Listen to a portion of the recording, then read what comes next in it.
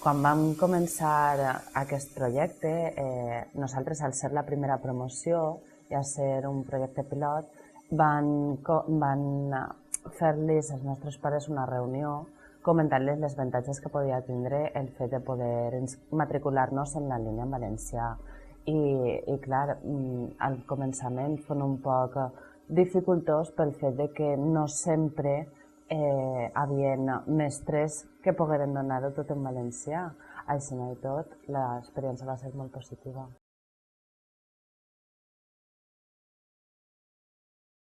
Sí, jo penso que el fet d'anar a l'ensenyament en valencià ens ha enriquit culturalment molt, perquè ens ha obert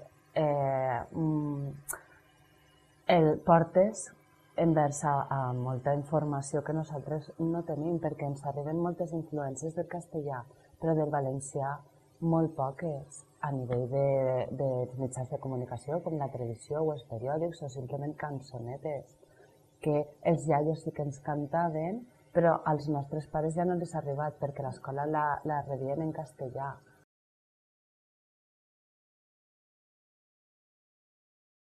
Vam començar també el fet de les trobades en valencià, que són unes jornades que es fan una vegada a l'any, i tots els col·legis amb ensenyament en valencià participaven d'unes jornades en les que intercanviàvem coses que es feien a les aules, intercanviàvem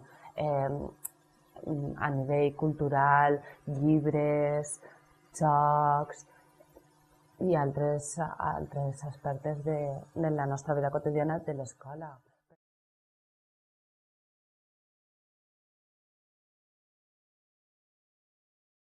És una associació cultural que es va originar pel fet d'haver una promoció en línia valencià i de poder oferir al poble, de poder fer coses en valencià en el poble, com ha sigut el fet de celebrar el 9 d'octubre, per exemple, a través d'un sopar popular, amb música popular com folklore, ha vingut el tall, ha vingut inclús Obrint Pas en els seus orígens.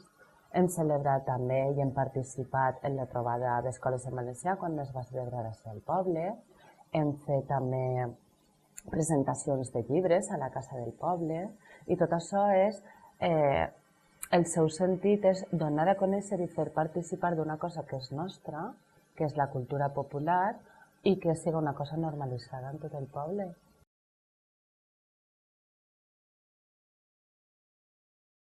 Des de l'administració ens posen moltes traves en el sentit que has de procurar tu el rebre informació en valencià, en què t'arriben els rebuts en valencià i, clar, malauradament, les multinacionals, empreses molt grans, la seva informació, la informació que te pot arribar a tu en quant a factures, rebuts, és sempre en castellà. Aleshores, clar, això fa que el valencià s'arribi a donar d'una manera molt minoritzada i és quan és complicat que una llengua pugui avançar.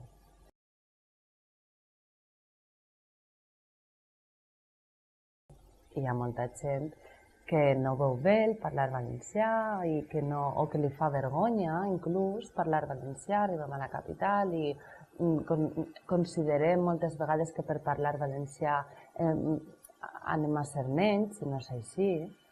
I clar, totes aquestes coses són hàndicaps per a que una llengua pugui evolucionar.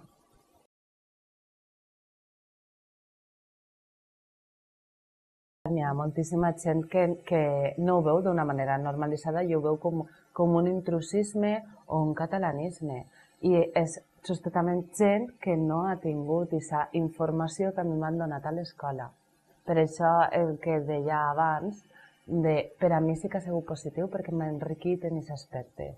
Una persona que no ha participat d'aquesta vida quotidiana, no ha tingut aquesta informació, no ha tingut aquesta oportunitat d'arribar a conèixer la seva cultura o arribar a entendre com un intrusisme, com un catalanisme. Jo ho veig com el poder oferir allò que sabem i allò que som i poder participar de totes les coses.